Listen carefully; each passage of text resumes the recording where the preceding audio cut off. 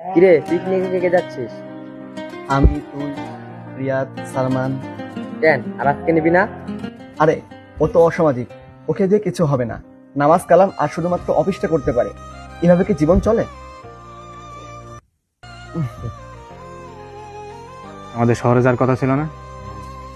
ওই দেখ সাহেব আইছে। হ্যাঁ তো। কি অবস্থা দোস্ত? আচ্ছা ভাই, তুই জীবনটাকে এত কঠিন বানায় রাখছিস কেন?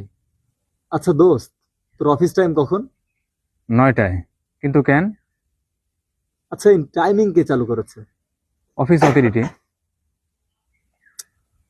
তুই ওখানে নিজ শ্রমে প্রত্যেক মাসে লাখ লাখ টাকা আর্নিং করছিস, এসব অথরিটি মেনে চলার দরকার কি? তোর যখন ইচ্ছা যাবি, যখন ইচ্ছা আসবি। তুই কি আমার সাথে ফাজলামো করছিস নাকি?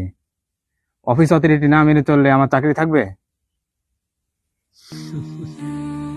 এক্স্যাক্টলি। অথরিটি মেনে চলাটা যদি বুদ্ধিমানের কাজ হয়, তাহলে তোরা আমাকে কেন নির্বোধ বলিস? আমিও তো সবচেয়ে বড় অথরিটি, অর্থাৎ যিনি আমাকে সৃষ্টি করেছেন সেই সর্বশক্তিমান স্রষ্টার অথরিটি মেনেই চলি।